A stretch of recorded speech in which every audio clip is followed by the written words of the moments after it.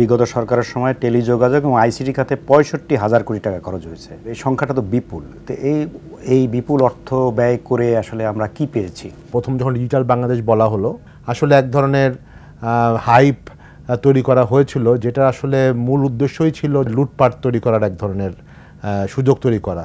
যশোরের হাইটেক পার্কে বা টেকনোলজি পার্কে বিয়ের অনুষ্ঠানে, কারণ কোনো আইটি কোম্পানি তো ওখানে যায় না, এই আইটি পার্কগুলো করা হয়েছিলই সরকারের বিভিন্ন কন্ট্রাক্টর বা কিছু পলিটিক্যাল লোকজনকে বড় বড় ব্যবসা দেওয়ার জন্য। আইসিটি মন্ত্রণালয় এবং টেলিকম মন্ত্রণালয়, যে দুইটা বড় মন্ত্রণালয়ের কথা রিপোর্টও এসেছিল, এই মন্ত্রণালয়ের যে কোনো প্রজেক্টের ক্ষেত্রেই তৎকালীন প্রধানমন্ত্রীর ছেলে সরাসরি ইনভলভ থাকতেন। পুরো ব্যাপারটাই একটা অব্যবস্থাপনার মধ্যে দিয়ে গেছে এবং যার জন্য আসলে আমাদের সাধারণ মানুষ আসলে এগুলি কোনো বেনিফিট পায়নি। প্রিয় দর্শক, স্বাগত জানাই আপনাদেরকে দেশের কথা অনুষ্ঠানে। আমি বদরুল আলম নাবিল এবং আমার সঙ্গে আজ আছেন ফাহিম মাসরুর। তিনি হচ্ছেন সিইও বিডি জবস। আজকে আমরা ফাহিম মাসরুরের সাথে কথা বলবো গত 15-16 বছরে শেখ হাসিনার সরকারের আমলে আইসিটি সেক্টরে যেসব অনিয়ম, দুর্নীতি, বিশেষ করে পুকুর চুরির ঘটনাগুলো ঘটেছে সে সম্পর্কে আমরা আজকে ওনার কাছ থেকে জানার চেষ্টা করব। ফাহিম মাসরুর, আপনাকে স্বাগত জানাই। ধন্যবাদ আপনাকে। দর্শক, আলোচনায় যাওয়ার আগে এ বিষয়ে আমরা একটা রিপোর্ট দেখে আসছি। রিপোর্টটি তৈরি করেছেন আমাদের স্টাফ রিপোর্টার শুভ ইসলাম। এভাবে গুগলে একটু ঢু মারলেই বিগত সরকারের হাজারো দুর্নীতির খবর চোখে পড়বে। বিভিন্ন প্রকল্পের নামে হাজার হাজার কোটি টাকা লোপাট করা হয়েছে। এসব কাজের ফলাফল তো দূরের কথা, খোদ প্রকল্প গ্রহণ থেকে শুরু করে বাস্তবায়ন পর্যন্ত সরকারের বিভিন্ন পর্যায়ে হয়েছে ঘুষ বাণিজ্য। পাশাপাশি এসব প্রকল্পের বিনিয়োগেও হয়েছে সীমাহীন দুর্নীতি। 2010 সাল থেকে ডিজিটাল বাংলাদেশের নামে প্রচুর অর্থ ব্যয় করে অনেক প্রকল্প নেওয়া হয়েছে, কিন্তু এর ফল পায়নি দেশের মানুষ। টেলিযোগাযোগ ও আইসিটি খাতে 2010 থেকে 2024 অর্থবছরে 65,000 কোটি টাকা বিনিয়োগ করা হয়, যার মধ্যে তথ্য ও যোগাযোগ প্রযুক্তি বিভাগ 25,000 কোটি টাকা এবং ডাক ও টেলিযোগাযোগ বিভাগ নিয়েছে 40,000 কোটি টাকার প্রকল্প। এসব প্রকল্পের বেশিরভাগই ফলপ্রসূ হয়নি। বিপুল ব্যয় করা হলেও আকৃষ্ট হয়নি বিদেশি উদ্যোক্তা। প্রশিক্ষণের মাধ্যমে দক্ষ কর্মী গড়ে তুললেও প্রশিক্ষণার্থীদের পরে আইসিটি শিল্পের সঙ্গে সংযুক্ত করা যায়নি।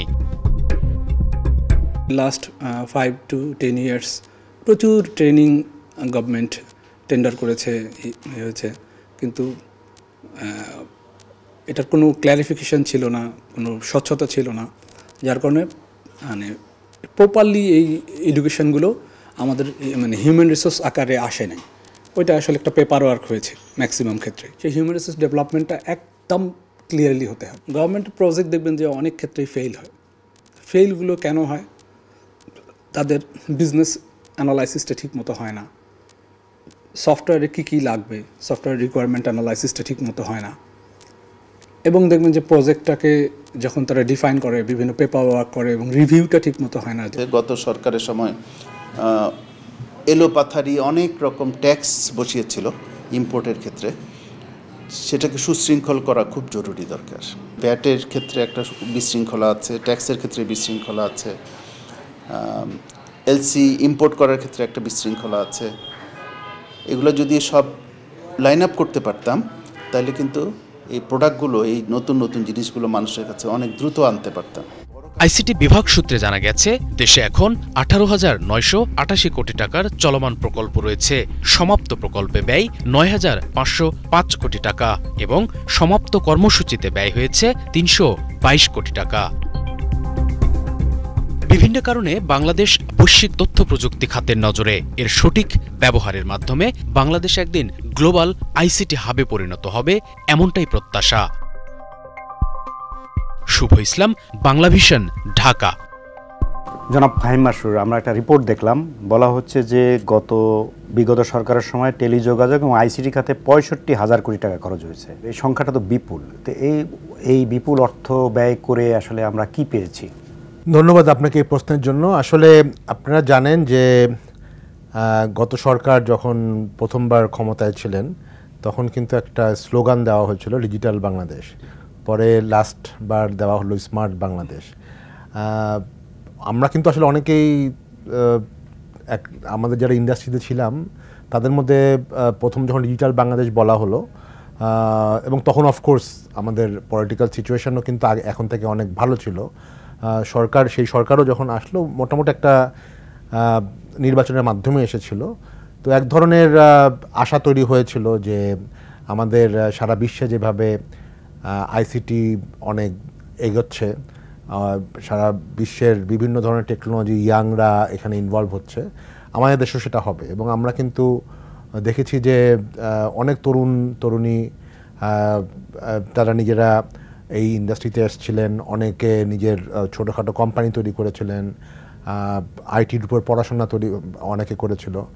আবার আমরা খুব তাড়াতাড়ি দেখলাম যে এই যে জিনিসটা করা হয়েছিল এটা আসলে যেটা পরে বোঝা গেল যে এটা মাচমোর আসলে এক ধরনের হাইপ তৈরি করা হয়েছিল, যেটা আসলে মূল উদ্দেশ্যই ছিল যত না বেশি আমাদের তরুণীদেরকে কর্মসংস্থান বলি বা তারা এগিয়ে নেওয়ার জন্য, তার থেকে বেশি ছিল আসলে যেটা আমাদের এখানেও রিপোর্টে আসলো যে এক ধরনের লুটপাট তৈরি করার এক ধরনের সুযোগ তৈরি করা। এবং এই সুযোগটা আসলে দেওয়া হয়েছে এই লুটপাটের ব্যাপারটাকে মেইনলি বেশ কিছু পলিটিক্যাল লোকজনকেই।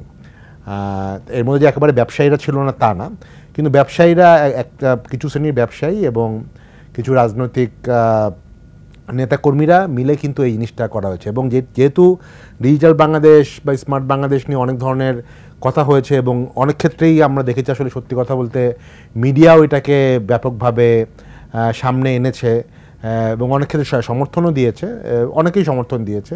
ইন্টারন্যাশনাল লেভেলেও কিন্তু এটার অনেক ক্ষেত্রে এক ধরনের উৎসাহ দেওয়া হয়েছে। এইটাকে মানে পুঁজি করে কিন্তু সরকারের প্রচুর বাজেটও এখানে এসেছে। আমি যদি একটা উদাহরণ দিই, আপনার মানে আজ থেকে 5-6 বছর আগে আইসিটি মন্ত্রণালয় বা টেলিকম মন্ত্রণালয়ে যেই পরিমাণ বাজেট বরাদ্দ হতো প্রতি বছর, এটা কিন্তু অলমোস্ট প্রায় 4-5 গুণ হয়ে গেছে। তো এটা কিন্তু আসলে আইদার ট্যাক্স পেয়ার্স মানি, আমাদের করদাতাদের মানি, অথবা বিভিন্ন ক্ষেত্রেই আমাদের বিদেশি যারা সাহায্যদাতা তাদের থেকে টাকা, বেশিরভাগ ক্ষেত্রেই টাকা আসলে ধার করে টাকা। এটার মধ্যে ওয়ার্ল্ড ব্যাংকের টাকাও যেরকম আছে, মানে ঋণের টাকা, বাট এটা সুদ সহ আমাদের ফেরত দিতে হবে। তো এই জিনিসগুলো কিন্তু আসলে করে এমন একটা পরিস্থিতি তৈরি করা হয়েছে বা দেখানো হয়েছে যে আমাদের দেশ আসলে ডিজিটালি অনেক উন্নত হয়েছে। দেশের প্রতিটা মানুষের হাতে মোবাইল, স্মার্টফোন চলে আসছে, ইন্টারনেট চলে আসছে। কিন্তু আমরা কিন্তু আবার এটা আমাদের সাইড থেকে গত কয়েক বছর ধরেই কিন্তু আমরা বলছিলাম, বিশেষ করে আমি বিভিন্ন জায়গায় বলেছিলাম যে আসলে আমরা কিন্তু দেখেছি যে মাঠ পর্যায়ে লোকজনের কাছে আসলে ইন্টারনেট পৌঁছায়নি। আমরা যারা হয়তো ঢাকায় আছি তারা হয়তো খুব ভালো অবস্থায় আছি, ব্রডব্যান্ড ব্যবহার করছি, আমাদের হাই স্পিড ব্যবহার করছি। কিন্তু একটু যদি আপনি গ্রামে যান, প্রত্যন্ত অঞ্চলে যান, সেখানে কিন্তু ইন্টারনেটের ওভাবে পৌঁছায়নি। এখনও অনেকে হয়তো ইন্টারনেট পায়, কিন্তু স্মার্টফোনের মাধ্যমে, স্মার্টফোনটাও কিন্তু বিভিন্ন স্টাডিতে দেখা গেছে যে দেশের মাত্র 35% লোক মানে স্মার্টফোন ব্যবহার করে, যা আমাদের পার্শ্ববর্তী দেশগুলোর তুলনায় অনেক কম। পার্শ্ববর্তী দেশে প্রায় 50-60%-এর বেশি। তো স্মার্টফোন ব্যবহার করতে পারছে না। আবার যাদের স্মার্টফোন আছেও তারাও আসলে অনেক বেশি খরচ, ইন্টারনেটের খরচটা বেশি হওয়াতে কিন্তু তারা ডাটা ব্যবহার করতে পারছে না। তো এই জায়গাটাতে আমাদের কাছে মনে হয়েছে যে যেই ধরনের প্রত্যাশা তৈরি করা হয়েছে, যেই ধরনের হাইপ তৈরি করা হয়েছে, তার খুব অল্পই আসলে বাস্তবায়ন হয়েছে। এটা একটা ব্যাপার। অতএব এই যে এত হাজার হাজার লক্ষ লক্ষ কোটি টাকা ব্যয় হলো, এর বেনিফিট কিন্তু আমাদের দেশের প্রত্যন্ত অঞ্চল বা সাধারণ মানুষজন এটা পায়নি। অনেকে বলতে পারে ঠিক আছে, তাহলে কি আচ্ছা ওরা পেল না, তাহলে কি আমাদের ইন্ডাস্ট্রিও কি আসলে বেড়েছে কিনা? যেটা বলা হয়েছিল যে বাংলাদেশের 2025 সাল নাগাদ $5 বিলিয়ন এক্সপোর্ট হবে, আমরা কিন্তু 2024 সালে এখনও কিন্তু আমাদের এক্সপোর্ট $1 বিলিয়ন ক্রস করেনি। অতএব আমাদের ইন্ডাস্ট্রিও কিন্তু আসলে এই এত খরচ যে হলো এটার কোনো বেনিফিট পায়নি। দেখা যাচ্ছে যে প্রচুর আইটি পার্ক তৈরি হয়েছে, অনেক হাজার হাজার কোটি টাকা খরচ করে বিভিন্ন জেলায় জেলায় আইটি পার্ক করা হয়েছে, কিন্তু আমাদের আইটি পার্কে কিন্তু বেশিরভাগ জায়গায় দেখা যাচ্ছে খালি পড়ে আছে ইন্ডাস্ট্রির সাথে। কারণ এগুলি যখন করা হয়েছে ইন্ডাস্ট্রির সাথে কোনো কথা বলে করা হয়নি। আমাদের ইন্ডাস্ট্রির যা প্রয়োজন সেই প্রয়োজন অনুযায়ী কিন্তু আইটি পার্কগুলি করা হয়নি। এই আইটি পার্কগুলি করা হয়েছিলই সরকারের বিভিন্ন কন্ট্রাক্টর বা কিছু পলিটিক্যাল লোকজনকে বড় বড় ব্যবসা দেওয়ার জন্য। কারণ এই একটা আইটি পার্ক করতে দেখা যাবে যে 100-150 কোটি টাকা খরচ হয়, এর মধ্যে এক ধরনের প্রকল্পের দুর্নীতি তো আছেই। তো সেই জিনিসগুলো আসলে করা হয়েছে মেইনলি কোন প্রজেক্ট থেকে বেশি টাকা দুর্নীতির মাধ্যমে সরানো যায়, রেদার দেন এটার অ্যাকচুয়াল বেনিফিটটা কি হয়। এটা সাধারণ জনগণও বেনিফিটটা পায়নি, ইন্ডাস্ট্রিও কিন্তু আসলে বেনিফিটটা পায়নি, কিন্তু আলটিমেটলি দেশের টাকা কিন্তু খরচ হয়ে গেছে। এটা একটা পরিসংখ্যান আমি দেখলাম আজকে প্রথম আলোই করেছে, তারা বলেছে যে অবকাঠামো খাতে মানে আইসিটি অবকাঠামো খাতে ব্যয় হয়েছে 8,186 কোটি টাকা, হিউজ মানি। এর মধ্যে যেমন একটা উল্লেখযোগ্য যশোরের যে শেখ হাসিনা আইটি পার্ক, এটা আমি সরজমিনে গিয়ে দেখছি যে বিয়ের অনুষ্ঠান, আমি একটা খেয়ে আসছি ওখানে, বিয়ের অনুষ্ঠানের জন্য ভাড়া দেওয়া হচ্ছে। আসলে বলা হচ্ছিল যে এটা সিলিকন ভ্যালি হবে বাংলাদেশের, এটা হলো না কেন আসলে? যেটা প্রথমেই আপনি বললেন যে ওখানে যশোরের হাইটেক পার্কে বা টেকনোলজি পার্কে বিয়ের অনুষ্ঠান হচ্ছে, কারণ কোনো আইটি কোম্পানি তো ওখানে যায় না।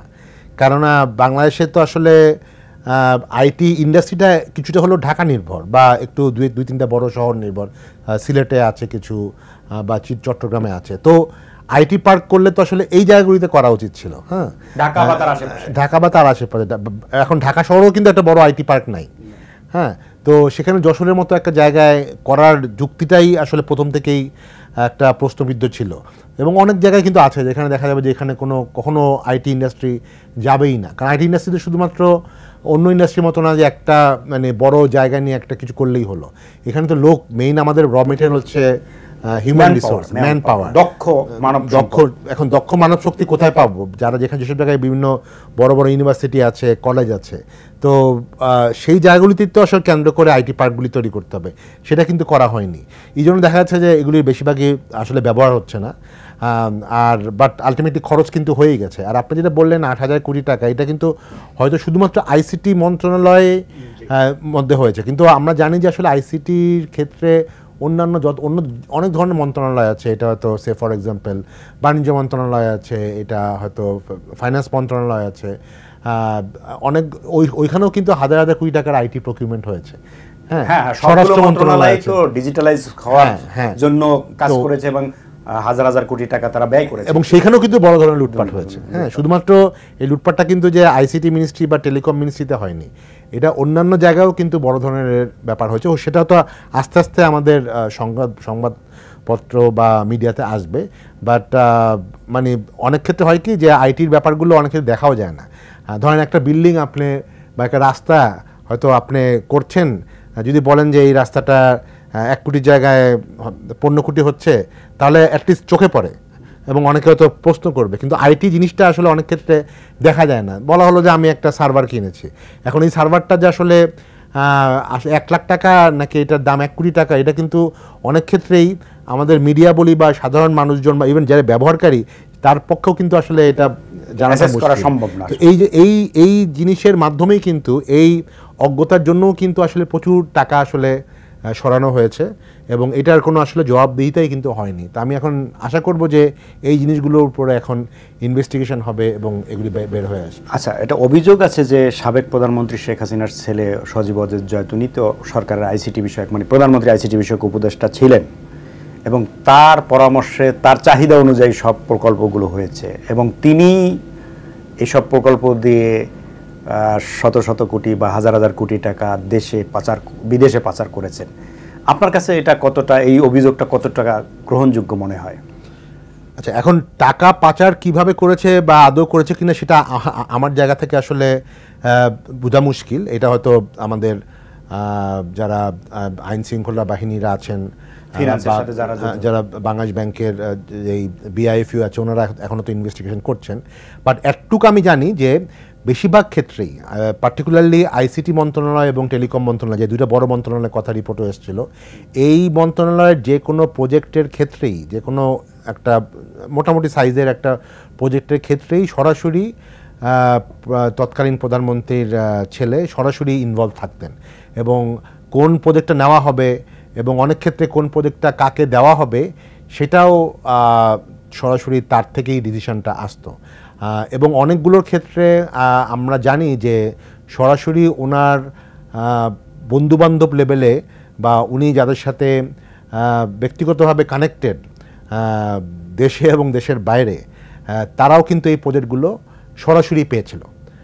আমি একটা উদাহরণ দিতে পারি যে আপনারা জানেন যে পরিচয় নামে একটা প্রজেক্ট আছে, যেই পরিচয়ের মেইন কাজটাই হচ্ছে যে আমাদের যে জাতীয় ন্যাশনাল আইডি ভান্ডার আছে, যেটা জাতীয় আমাদের ইলেকশন কমিশনের আন্ডারে এনআইডি সিস্টেম যেটাকে বলা হয়, এবং জানেন আপনারা এখন আসলে যে কোনো একটা মোবাইল অ্যাকাউন্ট তৈরি করে সিম নিতেও ওখানে এনআইডি ভেরিফাই করতে লাগে, বা একটা ব্যাংক অ্যাকাউন্ট করতে হলেও লাগে।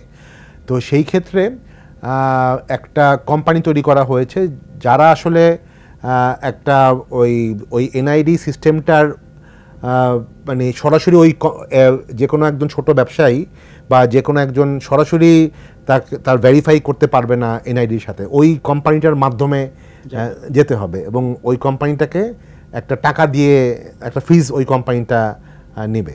তো এই কোম্পানিটা আমার জানা মতে সরাসরি তৎকালীন প্রধানমন্ত্রীর ছেলের খুব কাছের একজন বন্ধুর দ্বারা নিয়ন্ত্রিত, বা সেখানে শেয়ার হোল্ডিং আছে। তো এই জিনিসগুলো আসলে আমরা সত্যি কথা বলতে জানতাম, অনেক আগে থেকেই জানতাম, কিন্তু এগুলি নিয়ে আসলে কথা বলার পরিবেশ আগেও ছিল না। এই জন্য হয়তো অনেকে কথা বলেনি, কিন্তু আমরা হয়তো জানতাম, হয়তো মিডিয়া অনেক ক্ষেত্রে এই কথাগুলো তখন হয়তো জানলেও হয়তো বলার সুযোগ ছিল না। তো এখন হয়তো এই কথাগুলো আসছে, এবং এরকম আরও অনেক বড় বড় প্রজেক্ট আছে যেখানে সরাসরি পলিটিক্যাল ইনভলভমেন্টে প্রজেক্টগুলি দেওয়া হয়েছে। একটা যেমন আরেকটা মন্ত্রণালয় যেটা ডাক ও টেলিযোগাযোগ মন্ত্রণালয়ের আন্ডারে কিন্তু ডাক বিভাগ একটা প্রতিষ্ঠান আছে।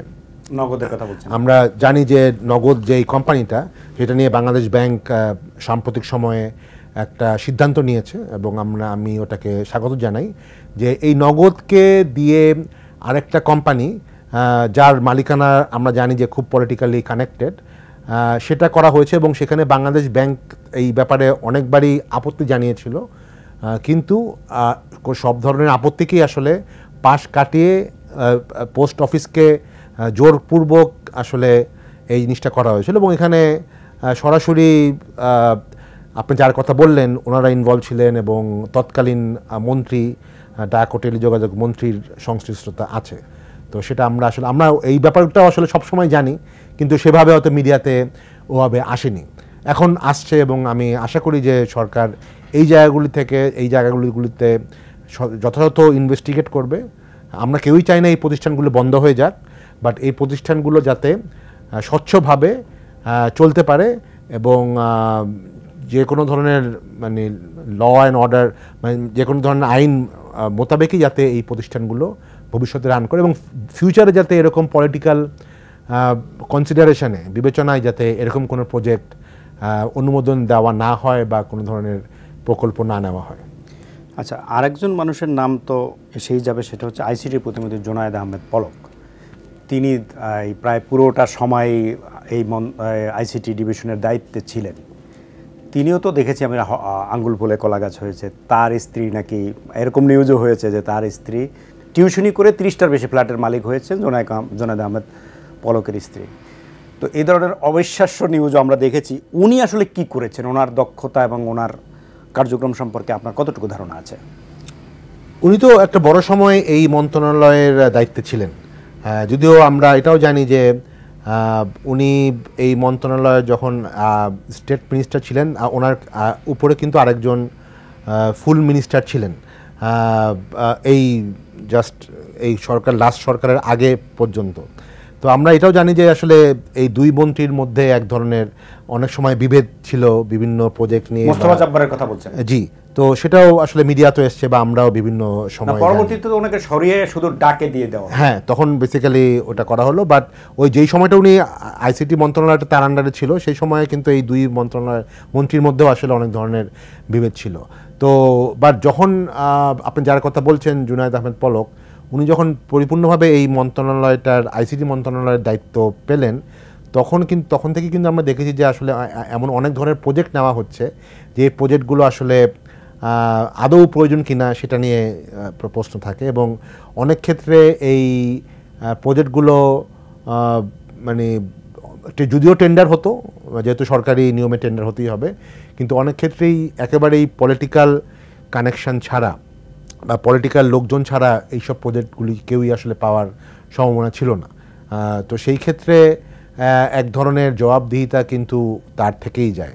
তো এবং পরবর্তীতে কিন্তু উনি এই গত 6 মাসে এই 7 জানুয়ারি নির্বাচনের পরে ওই টেলিকম মন্ত্রণালয়ের দায়িত্বও কিন্তু উনি পেয়েছিলেন। হ্যাঁ, তো সেই ক্ষেত্রে অনেক টেলিকম প্রজেক্টও কিন্তু তার আন্ডারেই আসলে ছিল।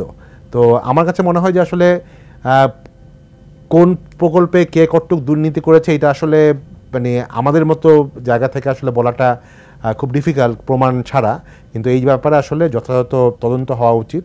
গত 10 থেকে 15 বছরের, আমি বলবো গত 15 বছরেরই যে কোনো ধরনের আইসিটি প্রকিউরমেন্ট হয়েছে আমাদের আইসিটি মন্ত্রণালয় এবং টেলিকম মন্ত্রণালয়, সবগুলোরই উপরে একটা যথাযথ তদন্ত করা আসলে এখন একটা সময়ের দাবি। আচ্ছা, আমরা আরেকটা জিনিস দেখেছি যে শুধুমাত্র বিভিন্ন প্রজেক্ট বা কেনাকাটা না, এর বাইরে প্রশিক্ষণ বাবদ অনেক বিপুল টাকা খরচ হয়েছে। যেমন 9 সাল থেকে এই সব প্রকল্পে প্রায় 2000 কোটি টাকা ব্যয় করা হয়েছে। ফ্রিল্যান্সিং প্রশিক্ষণ, ভাষা প্রশিক্ষণ, সাইবার প্রশিক্ষণ, ডিজিটাল লিটারেসি, সব নানা প্রশিক্ষণের নামে। তো এগুলোর আউটপুট কি? এই যে প্রশিক্ষণের পিছনে এত অর্থ খরচের আউটপুট কি পেয়েছে জাতি বা এই ইন্ডাস্ট্রি কি পেয়েছে? আমরা কিন্তু যখন এই প্রশিক্ষণগুলি দেওয়া শুরু হলো তখন কিন্তু আমরা এটাকে স্বাগত জানিয়েছিলাম, কেননা আমরা মনে করি যে একটা জাতির, আমাদের পার্টিকুলারলি যে ইয়াং জেনারেশন, তাদের আসলে প্রচুর প্রশিক্ষণ দরকার। কিন্তু প্রশিক্ষণটা কিসের উপরে দিবেন এবং প্রশিক্ষণের কোয়ালিটি কী, সেটা কিন্তু সবচেয়ে বড় ব্যাপার। প্রশিক্ষণ দিলেই কিন্তু হবে না। তো আমরা যেটা দেখেছি আসলে গত 10 বছর ধরেই দেখেছি যে প্রশিক্ষণের নামে আসলে আরেক ধরনের, এতক্ষণ যেটা বললাম যে হার্ডওয়্যার বা আইটি পার্ক বা এগুলির মাধ্যমে লুটপাট করার ব্যবস্থা, প্রশিক্ষণ আরেকটা ধরনের লুটপাট করার ব্যবস্থা, যেখানে আবারও সেই পলিটিক্যাল লোকজনকে, যাদের আসলে কোনো ধরনের এক্সপিরিয়েন্স নাই, স্কিল নাই, তাদের কোনো নিজস্ব জনবলও নাই, এরকম প্রচুর কোম্পানিকে কিন্তু এই প্রশিক্ষণগুলো দায়িত্ব দেওয়া হয়েছে। এবং এক একটা প্রশিক্ষণে দেখা যাবে যে 20 কোটি টাকা, 50 কোটি টাকা এরকম, এবং এখানে তাদেরকে বলা হয়েছে যে তুমি এই 1000 লোককে ফ্রিল্যান্সিং প্রশিক্ষণ দাও বা ওদেরকে আইটি লিটারেসি প্রশিক্ষণ দাও। এখন এই সমস্যাটা হচ্ছে যে যখনই আপনি এরকম করে গণহারে প্রশিক্ষণ দিবেন, তখন কিন্তু ওই প্রশিক্ষণের কোয়ালিটি থাকবে না। এবং যারা যেই কন্ট্রাক্টটা যারা পেলো, তারা মোটামুটি কাগজে কলমে জাস্ট দেখাই দিল যে এরকম একটা প্রশিক্ষণ হয়েছে, এবং তারা টাকাটাও দেখাই দিয়ে টাকাটা নিয়ে নিল।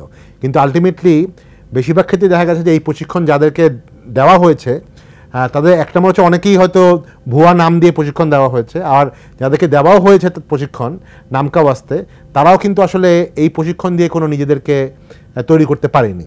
তো এই আপনি যেটা বললেন যে হয়তো কয়েক লক্ষ লোককে আসলে প্রশিক্ষণ দেওয়া হয়েছে, এর আমার জানা মতে এর হয়তো 90%ই আসলে কোনো ধরনের আইটি প্রফেশনে তারা যেতে পারেনি। তো এটাও আসলে এক ধরনের বড় জায়গা, যার জন্য আসলে আমাদের ইভেন ইন্ডাস্ট্রিও সাফার করছে। কারণ আমাদের ইন্ডাস্ট্রি এখন সবচেয়ে বড় চ্যালেঞ্জ হচ্ছে শিক্ষিত বা দক্ষ জনবলের অভাব। জুনায়েদ আহমেদ পলকের বিরুদ্ধে আরেকটা অভিযোগ ছিল যে ওরাকলকে টেন্ডার ছাড়াই 1000 কোটি টাকার ক্লাউড সেবার একটা প্রজেক্ট দেওয়া হয়েছিল। এই বিষয়ে কি হয়েছিল আপনি কত? আমি আসলে আপনার মতো পত্রিকায় আমি নিজেও ব্যাপারটা দেখেছি। এই ব্যাপারটা আমার কাছে অবাক লেগেছে যে এরকম একটা প্রজেক্ট, এত বড় একটা প্রজেক্ট টেন্ডার ছাড়া যে করা হয়েছে। বাট এরকম আমি অবাক হয়েছি, আবার আমার কাছে মনে হচ্ছে হয়তো এরকম শুধু এটা না, আরও অনেক ক্ষেত্রেই হতে পারে। বাট আমি এটাতে আসলে আরও কনসার্ন এই কারণে যে আমরা যেটা প্রথম থেকেই বলছিলাম যে বাংলাদেশের, আমরা জানি যে গত কয়েক বছরে আমাদের একটা ফরেন রিজার্ভের একটা বড় ক্রাইসিস চলছে। তো যেখানে আমরা অনেক ক্ষেত্রে আমাদের জরুরি জিনিসপত্র কিন্তু এখন আনতে পারি না। সেই সময়ের প্রেক্ষাপটে যেমন ওরাকেলের যে নিউজটা আপনি বললেন, এটা কিন্তু মোস্ট প্রবাবলি এটা গত বছরের একটা কন্ট্যাক্ট। তো মানে এই সময়টা কিন্তু আমাদের সবচেয়ে বড় ক্রাইসিস আছে ফরেন এক্সচেঞ্জে। তো এই সময়ে এরকম একটা প্রজেক্ট 1000 কোটি টাকা, এবং তাদেরকে তো ওরাকেল তো আর বাংলাদেশি টাকায় নেবে না, তাদেরকে জন্য ডলার পাঠাতে হয়েছে। তো এই জিনিসটা আসলে অত্যন্ত মানে দুর্ভাগ্যজনক যে এরকম একটা সময়ে আমরা এত বড় একটা সফটওয়্যার, বিদেশি সফটওয়্যার আমরা করলাম। তো এই জিনিসটা তো তদন্ত করা উচিত এবং আমার কাছে মনে হয় যে আসলে অনেক ক্ষেত্রে আইসিটি মন্ত্রণালয়ের ব্যাপারে অন্য যে সকল মন্ত্রণালয় হয়তো পরিকল্পনা মন্ত্রণালয় বলেন বা অর্থ মন্ত্রণালয় তাদেরও অনেক ক্ষেত্রে হয়তো এনাফ কন্ট্রোল ছিল না, বিকজ এই মন্ত্রণালয়টা সরাসরি আবার সবচেয়ে বেশি পলিটিক্যাল উপরের জায়গা থেকেই কানেক্টেড ছিল। তো অনেক ক্ষেত্রে হয়তো অন্য মন্ত্রণালয় বা অন্যান্য ব্যুরোক্রেসি আপনারা যদি হয়তো কোশ্চেন করারও হয়তো সুযোগ তাদের ছিল না, তো সেটার মানে অপব্যবহার আসলে করা হয়েছে এই মন্ত্রণালয়ের বিভিন্ন ডিসিশনের ক্ষেত্রে। আচ্ছা, আপনি বলতে চাইছেন যে সজীব অজের জয় চেয়েছেন বলেই এই ধরনের একটা প্রজেক্ট হয়েছে আর কি? জি, হয়তো এরকমও হওয়ার সম্ভাবনা থেকেই যায়। তা আমরা দেখেছি বঙ্গবন্ধু স্যাটেলাইট বলা হচ্ছিল এটা লাভজনক হবে, কিন্তু এখন পর্যন্ত দীর্ঘদিন হয়ে গেল, এটা করা গেল না কেন? প্রায় 3000 কোটি টাকার প্রজেক্ট। জি, আসলে মেইন তো অন্যান্য যে কোনো প্রজেক্টের মতনই আসলে এটাও আরেক ধরনের প্রজেক্ট, যেটাকে অনেক ক্ষেত্রে শ্বেত হস্তি বলা হয় আর কি। তো মানে এই প্রজেক্টগুলো এত টাকা খরচ করা হয়েছে আসলে প্রথমত এরকম একটা স্যাটেলাইট যে করতে হবে এই সম্পর্কে মানে আমি বলবো না যে স্যাটেলাইট করার দরকার নাই, প্রয়োজন আছে, কিন্তু এই প্রজেক্ট করতে এত টাকা কি আসলে প্রয়োজন কিনা? এটা দিয়ে হয়তো 10টা স্যাটেলাইট হতে পারে, এটা যদি 10টা স্যাটেলাইট করতে পারে, এটা হয়তো 10 ভাগের 1 ভাগ খরচেও এটা করা যেত। তো তখন যদি আপনার খরচটাই কম হতো তাহলে কিন্তু প্রজেক্ট হয়তো এতদিনে প্রফিটেবল হয়ে যেত। কারণ এই প্রজেক্টগুলো যখন এত টাকা খরচ করা হলো, এই প্রজেক্ট হয়তো বেশিরভাগ ক্ষেত্রে বিদেশি ঋণের টাকায় করা হয়, তো সেটা তো ইন্টারেস্ট দিতে লাগে, তখন দেখা যায় ইন্টারেস্ট কস্টের জন্যই প্রজেক্টটা ওটা হয়। আরেকটা হচ্ছে যে আপনার এই প্রজেক্টগুলোরকে যথাযথভাবে যদি মেনটেন করা না যায় বা ম্যানেজ করা না যায়, কারণ এরকম একটা স্যাটেলাইট করা হলে এটাকে তো আসলে আমাকে মার্কেটিং করতে হবে। এখন এটা হয়তো আমাদের বলা হয়েছে আমাদের লোকাল মিডিয়াগুলোকে ইউজ করতে, কিন্তু এটার কিন্তু যতদূর আমি জানি এই স্যাটেলাইটটা কিন্তু ইচ্ছা করলে আমাদের বিদেশের কোম্পানিগুলোকে আমরা এই সার্ভিসটা অফার করতে পারতাম, সেখান থেকে হয়তো একটা রেভিনিউ আসতো। তো সেটার জন্য কিন্তু এনাফ স্কিল লোক কিন্তু এই কোম্পানিতে, এরা আমি যত জানি একটা কোম্পানি ফর্ম করা হয়েছে, কিন্তু সেখানে কিন্তু দেখা গেছে যে ঘুরে ফিরে ওই কাছের মানুষজনকে বা ব্যুরোক্রেটদেরকে দিয়েই এরকম একটা কোম্পানি চালু করা হয়েছে। তখন তো আসলে কোম্পানি আসলে প্রফিটেবল হওয়ার সম্ভাবনাই কম। যেরকম বাংলাদেশের টেলিটক নামে একটা কোম্পানি আছে এই একই মন্ত্রণালয়ের আন্ডারে, সেটাও কিন্তু আসলে অনেক বছর ধরেই লস করেই যাচ্ছে। তারপরে সাবমেরিন ক্যাবেল একটা কোম্পানি আছে। তো এরকম যখনই সরকারের কোনো ডাইরেক্টলি কোনো কোম্পানি হয়, এই কোম্পানিগুলো যদি এফিশিয়েন্ট লোকজনদেরকে দিয়ে ম্যানেজ করা না হয় তাহলে কিন্তু তারা আসলে লস করবেই। আচ্ছা, শেষ করতে চাই, সেটা হচ্ছে আজকের প্রথম আলোতে একটা স্টোরিতে দেখলাম যে জাতিসংঘের যে গভর্নমেন্ট ডেভেলপমেন্ট ইন্ডেক্স, সেখানে বাংলাদেশের অবস্থান 100তম, 193টা দেশের মধ্যে, যেটা আমাদের প্রতিবেশী দেশ মালদ্বীপ, ভারত এবং শ্রীলঙ্কার চেয়েও পেছনে। তো আমরা তো ঢাকঢোল পেটে আমরা তো মনে করছিলাম যে আমরা প্রথম পৃষ্ঠে ফার্স্ট ওয়ার্ল্ডের কাতারে পৌঁছে গেছি। আসলে এই পরিস্থিতি কেন? আসলে এটা তো মানে আমার কাছে এটা একেবারে অবাক না যে আমরা এত পিছনে আছি, এবং এটা আমরা অনেক বছর ধরেই বলছি যে আমাদের যেই ব্যাপারগুলো বলা হয় ফুলিয়ে ফাঁপিয়ে বেলুন ফুলানো হচ্ছে, এটা আসলে আসল রিয়েলিটি হচ্ছে এর থেকে ডিফারেন্ট। আমাদের দেশের এখনও একটা বড় অংশের লোক আসলে ইন্টারনেট কী জিনিস তারা এখনও জানেই না, কারণ তাদেরকে ইন্টারনেট ব্যবহার করার কোনো সুযোগ করে দেওয়া হয়নি, যদিও আমরা এখানে অনেক খরচ করেছি। বাংলাদেশের এখনও আমাদের যে ইন্টারনেটের খরচ, যদিও বলা হয় বাংলাদেশের ইন্টারনেটের দাম অনেক কম, বাট আমাদের দেশের লোকজনের পারচেজিং পাওয়ারও তো কম। তো মানে সেই অর্থে পার্শ্ববর্তী দেশের থেকে আমাদের দেশের ভারত থেকে আমাদের ইন্টারনেটের দাম কিন্তু অনেক বেশি। মানে আমি স্পিডের কথা বাদই দিলাম। তো সব জায়গাতেই কিন্তু আসলে আমরা দেখেছি যে যেই পারপাজের কথা বলে এখানে খরচ করা হয়েছে, একটা হচ্ছে যে যা করতে যত টাকা লাগে তার থেকে অনেক বেশি খরচ করা হয়েছে দুর্নীতির জন্য। আরেকটা হচ্ছে যে যেই পারপাজের জন্য আসলে বলা হয়েছে সেই পারপাসটাই আসলে ঠিক করে মানে বাজার থেকে এটার ডিমান্ডটা অ্যাসেস করে করা হয়নি। তো এই জন্য আসলে বেশিরভাগ ক্ষেত্রেই দেখা যায় যে অপ্রয়োজনীয় জিনিস করা হয়েছে। আমরা দেখেছি যে InfoGov3 নামে বা ইনফো সরকার 3 নামে একটা বড় প্রজেক্ট করা হচ্ছিল, যে একটা গ্রামে গঞ্জে ব্রডব্যান্ড চলে যাবে, কিন্তু ওইটা দেখা গেছে যে আলটিমেটলি বেশি হাজার হাজার কোটি টাকা ইনভেস্ট করা হয়েছে প্রজেক্টের যে ইকুইপমেন্টগুলো, এবং আপনারা জানেন এই আইসিটি ইকুইপমেন্টটা যদি বেশি দিন ফেলে রাখা হয় তাহলে কিন্তু জিনিসগুলো নষ্ট হয়ে যায়, যে কোনো ইকুইপমেন্টের মতো নেই। বেশিরভাগ ক্ষেত্রে কিন্তু এই ইকুইপমেন্টগুলো আসলে ব্যবহার না করে নষ্ট হয়েছে এবং এগুলিকে মানে ম্যানেজ করাই হয়নি। তো পুরো ব্যাপারটাই একটা অব্যবস্থাপনার মধ্যে দিয়ে গেছে, এবং যার জন্য আসলে আমাদের সাধারণ মানুষ আসলে এগুলি কোনো বেনিফিট পায়নি। অতএব এই ক্ষেত্রে যে র্যাঙ্কিংগুলি এসছে, এই র্যাঙ্কিংগুলো আমার কাছে মনে হয় যে এরকমই আসার কথা।